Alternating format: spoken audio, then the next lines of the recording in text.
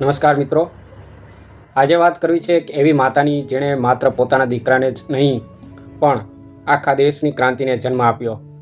આ વાત છે મેક્સિમ ગોર્કીની પ્રસિદ્ધ નવલકથા મધરની.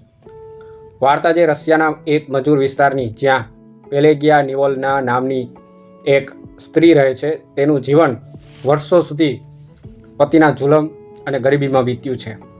પણ જ્યારે તેનો પતિ ગુજરી જાય છે ત્યારે તેનો દીકરો પાવેલ એક મોટું પરિવર્તન લાવે છે.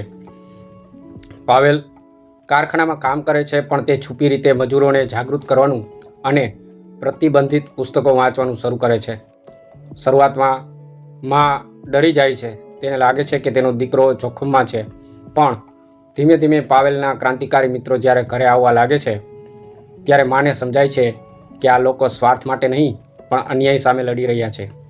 એક અભણ અને ડરપોક ગણાતી સ્ત્રી હવે ધીમે ધીમે ક્રાંતિની માં બનવા લાગે છે. પાવેલની ધરપકડ થાય છે અને તેને જેલ મોકલવામાં આવે છે. પણ અહીંથી વાર્તા એક નવો વળાંક લે છે. જે દીકરા માટે માં ડરતી હતી, હવે એ જ દીકરાનું કામ પૂરું કરવા માટે તે મેદાનમાં ઉતરે છે.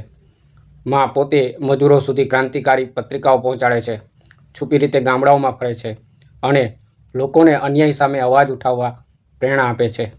જેલના સળિયા પાવેલને રોકી શકે છે પણ તેની માના જુસ્સાને નહીં. વાર્તાના અંતે પાવેલ પર કેસ ચાલે છે અને તેને દેશ નિકાલની સજા થાય છે. પણ માં હવે ડરતી નથી. તે રેલવે સ્ટેશન પર લોકોની વચ્ચે ઊભા રહીને ભાષણ આપે છે અને ક્રાંતિના પેમ્પલેટ વહેંચે છે. પોલીસ તેને પકડી લે છે, તેની પર અત્યાચાર થાય છે, છતાં તેના મોઢેથી નીકળેલા છેલ્લા શબ્દો ક્રાંતિની મશાલ બની જાય છે.